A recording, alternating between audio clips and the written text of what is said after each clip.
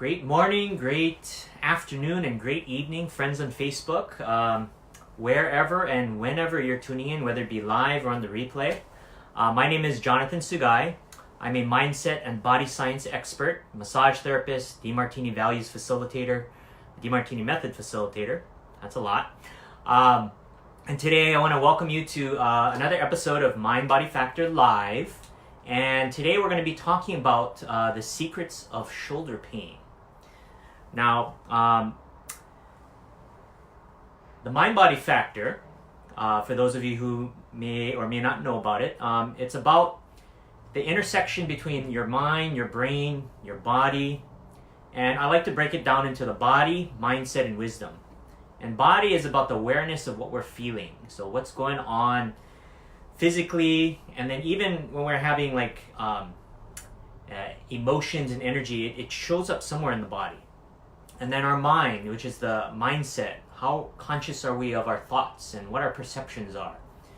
And then of course the wisdom, by tuning into what we feel in the body and what's occurring into the mind, and we put the two together, that's the mind-body connection.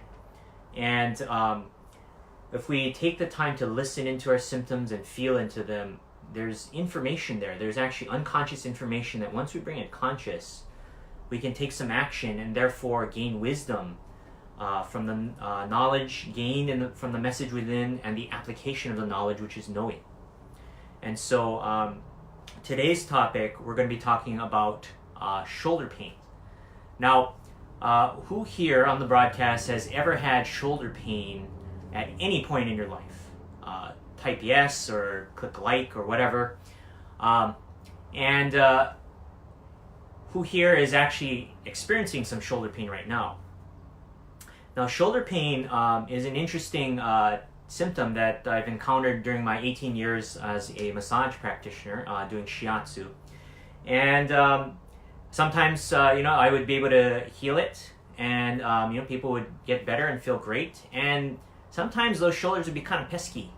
I would occasionally run into shoulders where it was so tight. No matter what we did, it was just couldn't get in there. And sometimes it actually felt like it was underneath the scapula, which is what we're going to look at. We'll look at the anatomy today. And then the most difficult, the most challenging shoulder situations that I've dealt with in my career were frozen shoulders. Has anyone here had a frozen or stiff or freezing shoulder at any point in your life? You might be experiencing one right now.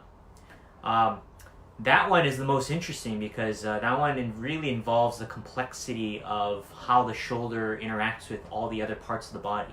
And so we'll go over that in a little bit. Now, a bit more about the mind-body connection. The mind-body connection, just a quick overview, is that we have our body, which we have our brain system, our nervous system, and then our how we perceive the world. There's a sensory side. We're taking in information through our nervous system, through our senses. So we're getting all this information, and it's the input, it's perception. So how we take in the world, it goes through our skin, it goes through our five senses, and there's a whole bunch of other senses that people aren't familiar with. And then we process that. And this is where Dr. John DeMartini's value system, axiology, is a great model that I love using. It's made a big difference in my life. How we perceive the world, positive or negative, is determined by our hierarchy of values. So if things are supporting our values, we will have a positive perception and we'll see things as positive or good. If things are challenging our values, we'll see it as a negative. We'll perceive it as painful. And that's one of the factors that causes a lot of the symptoms and the diseases. When our values are being challenged, we're experiencing stress. And it gets motored out. Instead of a functional movement, we get dysfunction or disease in the various things that occur.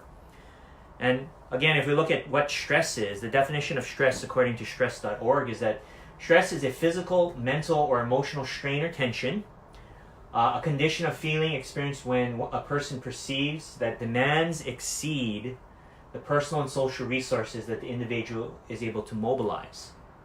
Or if we do it from the DeMartini values perspective, our values are being challenged. So when we perceive more negative than positive, we're going to experience what's called distress. And distress is when, if we look at this chart, performance on the y-axis, level of stress on the x-axis, if our values are really being challenged, we're being over-challenged, we're perceiving more negative than positive, we can have, if it's really intense, it's acute stress, which triggers our fight, flight, freeze response in the sympathetic nervous system. If it's not that intense, but it's going over a long period of time, it's chronic stress. And that can lead to, either one can lead to burnout. So when we're over-challenged, when our values are, the negatives are in our perception exceeding the positives, we can experience burnout. But on the other side of the scale, so, you think, okay, well, why don't we get support all the time? Well, getting support all the time in our perception is also not ideal. It's not ideal because if we're under-challenged, we'll experience boredom. And maximum growth is on the border of pleasure and pain. Maximum growth is equal support, equal challenge in our perceptions. And that's what's called eustress. The definition of eustress is having inspiring challenges, having challenges that are aligned with your values, seeing the benefit of the challenge. Because everything in life has both a positive and negative. But we need to take the time to actually look at it. And so if you're more aware of your values, if you ask quality questions like, okay, how is this benefiting me? What's the benefit? That usually helps keep you in the middle. Now, the different ways we get challenged, this is the mind-body factor map, and you can go download it for free. sugai.solution/mind-body factor map download. The link will be in the chat, and it's also in the description. But the mind-body factor map covers the 7 most common mind-body symptoms and the related causes. And so these are the top 7: headaches, shoulders, sciatica, butt pain, knees, feet, low back pain, neck pain. And so today we're going to take a look at shoulders. So if we look at the shoulders, I'm going to zoom in on this. This is some of the most common themes. The most common theme is it's about relationships. And I discovered this back in 2013 when my mom, she's had shoulder pain for years, chronic shoulder pain, and she'd have acute episodes, and so she'd ask me to massage. And so I would do it, and she'd feel better, but it kind of bothered me why it would always come back, why it would always be there. And so when I was becoming a facilitator that year, I was training, I said, hey mom, I'd love to experiment on you, and let's try doing the DeMartini method on your shoulder. And she agreed, and so I had her, she was going through some shoulder pain, and it was on the left side, and we were feeling into it, and I said, okay, I want you to feel into it and then see what comes up in your mind. And to our surprise, she was actually recalling memories of when she was a teenager and all these fights and conflict episodes that she was having with her mom, my grandmother.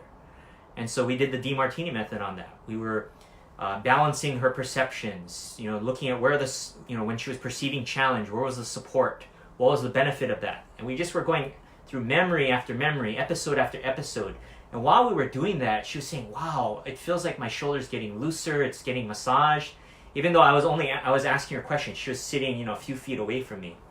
And by the time we were done, we had done enough where she actually had a moment of grace. She broke down in tears and she let go of emotions, and she actually was able to say thank you. And she said later on, hey, my shoulder feels a lot better and I'm a little nicer to your grandma. And so that really blew my mind and really inspired me to keep exploring the mind-body connection. But with shoulders, from a mind-body factor, from a mind-body connection perspective, pain in the shoulders, usually it's about, some kind of a strong emotion where your values are being challenged in a relationship. It's feeling angry, frustrated, resentful, or upset about a relationship. If it's on the left side is the feminine side of the body. So if it's occurring on your left side, you want to check your feminine relationships. And so in my mom's case, she was caregiving for my grandmother who was, let's see, that was 2013, so she was 97, 98 at the time. My grandmother passed away in 2014 at age 99. Another symptom that people commonly experience is stiffness, and that's about experiencing resistance or resisting, what is, or resisting something that's going on in a relationship dynamic. And again, if it's occurring on the right side, it's the masculine side. You want to check your male relationships. Now, if you're checking your left side or your right side and, no males or females are popping up, then you may want to check any, so if it's on the left side, you want to check any males that may be behaving in a feminine way.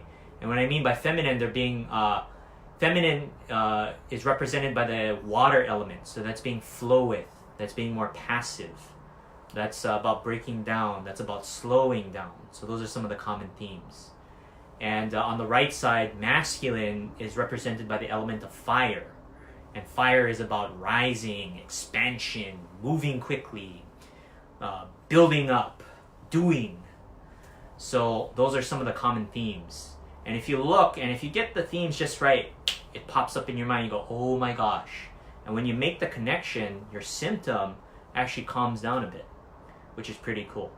So it's a great way to kind of relieve pain, but then once you know what the pain is about, you can go take some action on it. And we'll talk about a few things in terms of some action steps you can take. Now the other situation was the frozen shoulder. Frozen shoulders were really fascinating because I could relieve some of the pain and we'd get some movement back, but the shoulder would be, still frozen. We wouldn't regain the full movement. And that was fascinating to me. It also bothered the heck out of me because, as a healer, you feel like, okay, what else can I do? What else can I do? So over the years, I started to do some research and also experiment on my clients. And a few years ago, I ran into this interesting case study. And I actually have the PDF, so actually what I'll do is I'll post it in the link and then I'll also put it on my mailing list. But I found this case study where these PTs in Europe did a study. They had one group, a control group, where they just didn't do anything with the shoulders. They just allowed the shoulder to run its course. And then another group, they did, they gave them PT, they did, manual therapies, they did all kinds of stuff. And they monitored it over the course of 18 months. And to their surprise, they found that the control group actually did a little better than the group that got PT. The control group, where they just, what they called it, supervised neglect, doing nothing, they actually recovered a little faster than the group that got all that attention and work, and it was kind of interesting. It took about 18 months for the shoulder to thaw out. So that really caught my attention. So that kind of, got me thinking, what really is behind the shoulder? So the mind-body connection was one of the things behind the shoulder. But also, what I came to realize is that the shoulder, it's a joint and it sits on top of all the other joints. So let's actually take a look at the anatomy. So here's the anatomy, and I'm grateful that it's quite more visible today. The solution was actually using my iPhone camera. So I'm actually broadcasting from my iPhone. I had the best camera, and I wasn't using it. I was trying to use my webcam, and the sensor just isn't as good. Anyway, here's the shoulder.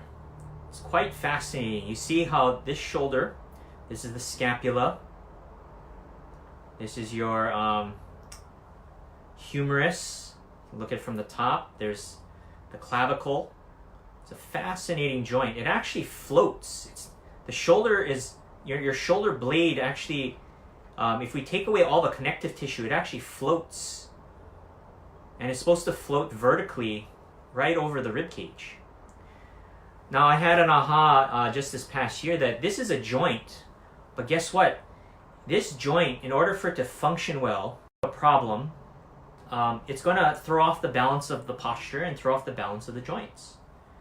And, if we look at, let's turn on the nervous system. You see how the nerves are connected? Yeah? So all these nerves all over. And one of the points that I made in the lower back, I was going to make in the lower back episode was, the back also is dependent, the back here is also dependent on the joints below. And you can see how the nerves connect between the two. So in my back pain episode, I was talking about how the nerves right over here in the thigh, and let's turn on the muscles.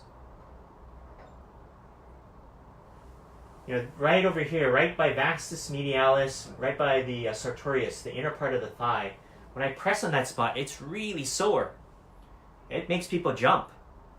And then I compare it to the other side, and often that side they can handle the pressure, but because this side has all the stress, so wherever your values have been challenged, where your perceptions are lopsided, the emotional energy from that will actually build up in different parts of the nervous system. So this is, in back pain, this is one of the joints, one of the things that I check for. This also applies to the shoulder. Because if this area is charged up, if this area is off balance, it's going to throw off the shoulder. And then, if we look down below, the other thing I'm catching, and this is a part of shoulder pain, is old sprained ankles. How many of you have sprained your ankle at least once in your life? And how many of you, after you sprained your ankle or sprained it multiple times, that ankle wasn't quite the same. It's either stiff or weak. Now, if your feet are unstable because there's been trauma down here, it's going to throw off everything else.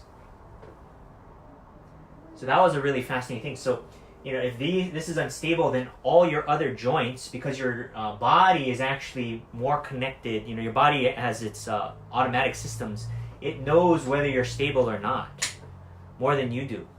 And so what happens is the other joints stiffen up. So the old sprained ankles can result in knee pain, knee stiffness. It can affect your hips, affect your lower back, and affect the shoulder. And I've even been working with people with TMJ, and the TMJ problem, that's even higher up the stack. So if there's any joint problems down below, it'll actually influence and be a factor in TMJ.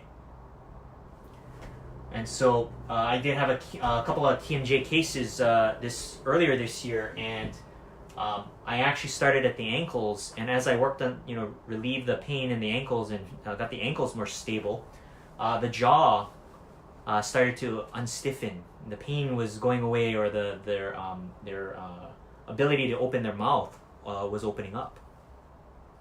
So there's a saying, as above, so below. And when it comes down to the joints of the body, the upper body joints are highly dependent on the lower body joints. And, the shoulder is, this represents relationships because of its proximity to the neck. And if we take away the muscles, we can see that, the nerves in the shoulder connect to the neck. And so often in relationships, we're dealing with people we perceive to be a pain in the neck. So when I'm working on shoulders, I also check the neck, and we usually find a lot of intense trigger points, a lot of stress and emotions there. So not just, not just the shoulder. You want to, look at, okay, another great question is where am I experiencing someone who's a pain in the neck? So if you look on the Mind Body Factor free download, if you're having shoulder pain, you actually need to check the other joints. So you can check the neck joint. You want to check your lower back joint, where your value's being challenged. You want to check your knees. So we go down to the knees. Here's a great spot on the knee. The back of the knee, right over here in the popliteus area. And let me add the muscles back.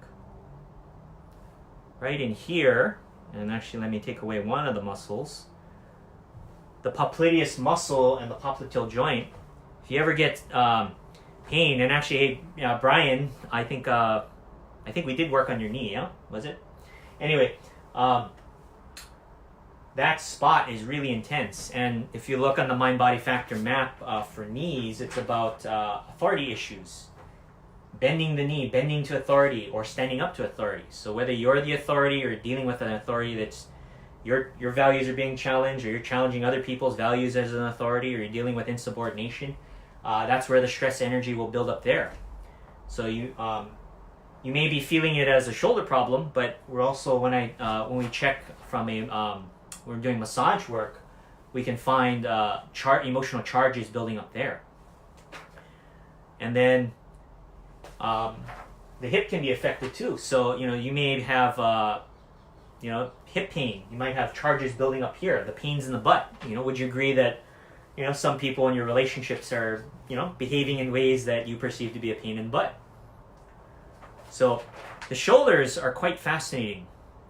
So now when someone comes in with stiff shoulders, frozen shoulders, I explain that it is yes, you have shoulder pain, and in order to I explained that this is a joint that sits on all of the other joints. So in our treatment plan, we're gonna have to we're gonna do some work up here, but we're gonna check every other joint, because if we want this to be fully functional, it is highly dependent on the relationships with all the other joints. The shoulder joint is highly dependent. The balance of the shoulder is it needs to balance with all the other relationships with all the other joints, which is kind of like relationships in real life, right? We depend on other people depend on us, and how we manage those relationships and our emotional state and our perception state with all the other relationships. So, it's kind of interesting how they're actually almost one and the same. And isn't it fascinating how they manifest because of perception, because of the way, when we perceive the world, we build these mental models, these virtual models in our mind, which provides the context to our content. And how the stress actually manifests and where it ends up in the body, it manifests in these areas, in these certain themes, over and over again. So the mind-body map gives you these starting points. They're just starting points. And then you can really feel into it either on your own, or if you're working with a manual therapist, or if you're doing some stretching, if you feel into it and really get present with the pain, and you can do your whatever visualization or whatever presence exercises you do, whatever modality, you feel into it and just be present with it. You start to hear and become aware of the information that's there, unconscious information. And once you become conscious of the information, the pain tends to go down, because that you could think of the pain as like a text message, as an email that you didn't read, and it's going, you've got mail, hey, listen to me. But once you get the message and you get the content and the context of it, then you can actually do something about it. And so once you know what it's about, it could be about a conflict you're having with one of your loved ones. Could be a conflict you're having with someone at work or in your business. You can take some action. You might just need to go have that conversation you've been avoiding. You may need to go, speak up, or maybe you're communicating in ways that are too challenging to people. You got to get some coaching to tone it down. Get help from a friend. Get coaching. Go, find a facilitator. Go do a seminar. Go read a book. But you can go take some action on it once you get the message. So that's my 2 cents on the shoulder. And so with that being said, you can get your mind-body map as a free download. Here it is. Go to Sugai Solutions, mind-body map, and you can download it. You'll also get subscribed to my mailing list. Having a lot of fun sharing the mind-body factor and about the mind-body connection. So I will be continuing, and I'm going to be talking about other parts of the body. Next week, I want to go back to the lower back because I didn't get to do it justice. I was definitely having some distress about how the screen was showing up, because I was using a webcam. I was having unrealistic expectations about technology. I'm going to redo the lower back, and then we'll go over other body parts, and then if there's any body part or any specific symptom that you're curious about that you'd love for me to have a chat about and talk about in a future episode, please leave a comment in the message below. Please like the episode. Please remember to follow, and if there's something that you learned that was of value, please leave it in the comments for other people to see, and then I would love to comment with you. With that being said, thank you very much for tuning in. This has been a lot of fun. The show is gonna go on. The response has been great, and I look forward to sharing more mysteries and secrets about the different parts of the body, the mind-body connection, and what I love to call the mind-body factor. So thank you, aloha, and we'll see you on the next episode. Bye.